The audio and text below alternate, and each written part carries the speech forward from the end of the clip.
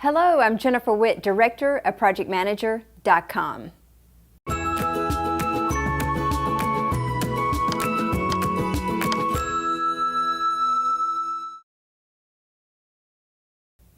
Well, welcome to our whiteboard session today on terms that project managers use. Today I'm going to talk about my top 10 and hopefully they'll be helpful. I want to point you to a resource that I think is very helpful.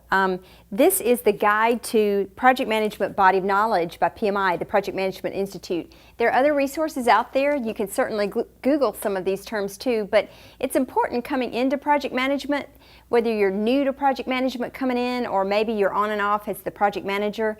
But there are several terms that project managers use. Again, this is not the end-all be-all. These are just some common terms that sometimes get twisted and misused sometimes. So I want to clarify some of these. So the first one is you may hear WBS. When I came on board as a project manager, I thought, what in the world is that, a WBS? And some people called them the WBS. I'm like, what's a WBS or a WBS? So it's actually a work breakdown structure. So a work breakdown structure it's hierarchical and it breaks down the work and it's deliverables oriented and it really defines the scope of the project. So the work breakdown structure keeps breaking different components down to show all the work again that produces deliverables and in essence is the total scope of the project. Number two is a milestone. So you hear different milestones, you hear different points on the schedule. So this is a significant point in time or event that's on your schedule. Sometimes you'll see them marked as like a black diamond, and again that indicates a milestone on your project. Sometimes a good best practice for project managers is once you hit a milestone on time, that's a great cause for celebration. I always use those to celebrate something significant being done. Number three is a baseline. So this to me is where a project can become a failed project or a successful project, because in the beginning of the project it's important to, once the plan is approved by the Change Control Board, is to baseline it. So you're in essence approving the plan, the project plan, which also includes the project schedule. And so what happens is during the project, of course, changes are always going to occur. Changes to the time, the scope, the budget, and the quality. So as long as you take those changes to a CCB, which we'll talk about later, to get approved, then they're giving you approval to rebaseline the project.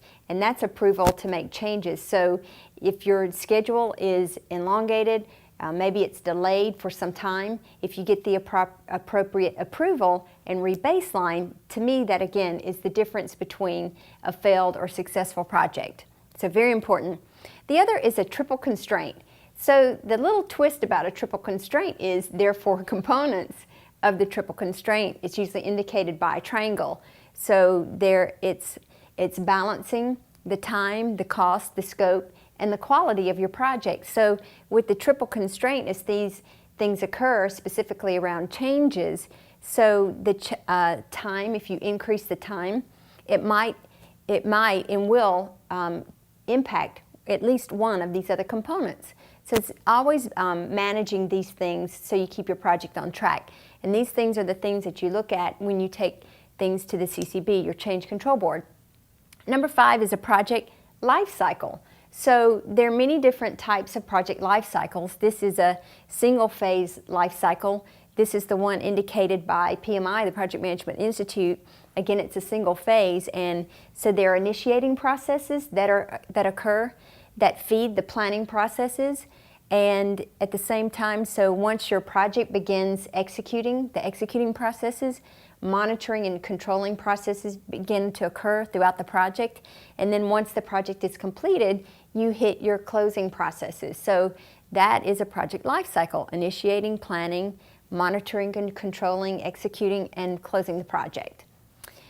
Number six is a Gantt chart. So a Gantt chart is a tool. It's a graphical display of the schedule information. So if you look at your work breakdown structure in your tool that you use, you can look at your work breakdown structure.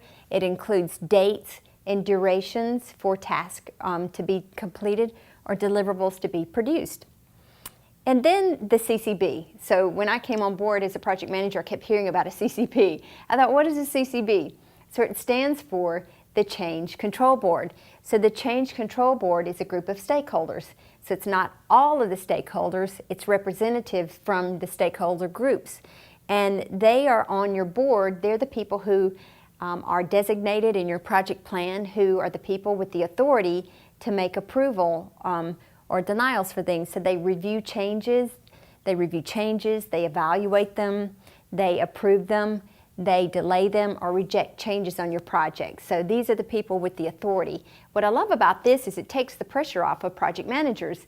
I see many times where project managers try to take upon themselves to make these decisions, and it's not for the project manager to make. It's for the project manager to have the processes in place, get the processes in place for the changes to be fed to the Change Control Board and really facilitate that process.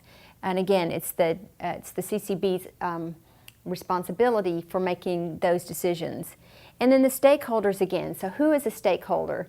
So the stakeholders include people or organizations. It could be your customers, it could be your clients, it could be your vendor partners, it could be different organizations, and they're actively involved. So it's important that they're actively involved and they interact and may be positive or negatively affected by the execution of the project. So they have a vested interest. So these people who are deemed the stakeholders, again, they're engaged in something that's being done on the project, is usually to assist them with something that they need, and they certainly don't want any negative impacts. The other one is the change management. So many times there is confusion on managing change and change management. They sound similar, but change management is about, it's a project management plan, so it includes the processes on who does what, when, and where related to the changes on the projects. And this project management plan is to control the scope, versus managing change is typically associated with managing change of a project. So a project is initiated or executed, and it's going to infiltrate different organizations or groups of the corporation, and that change is going to have some trigger emotional behaviors of the company. So there are many organizations that focus on managing the change, and they come in and help the organizations do the communications, the planning for the people, so that it doesn't cause mass chaos when that project is implemented. Risk mitigation versus risk management. So again, like risk management is the plan. So risk mitigation is important because it's different than risk identification. It's important to identify risk, and people on the project sometimes are really good about identifying risk specifically at the beginning of the project, but it's important to identify those all along the way. But more importantly is not just identifying the risk, but coming up with a mitigation strategy. So the risk mitigation is about building a risk response. It's a risk response planning technique associated with threats to the project. So if these risks that are identified occur, you need to know like what happens next. So if you just identify them and then those threats do occur on the project, then you're like, oh no, if you don't have the mitigation strategy and this occurs, then it just takes up time. It can cause a failed project by taking too much time, or you're not prepared. Maybe you need specific resources, maybe you need specific equipment or something that is not easy to access. So to have that in place, to know how to do that. But the idea is to reduce the probability of that risk occurring or reducing the impact if it does occur. So to me, these are some of the top 10 to know and know the differences between and help you in your project coming on board as a project manager. If you need a tool to help you manage these items effectively on your project so you can begin to use these terms appropriately, then sign up for our software now at projectmanager.com.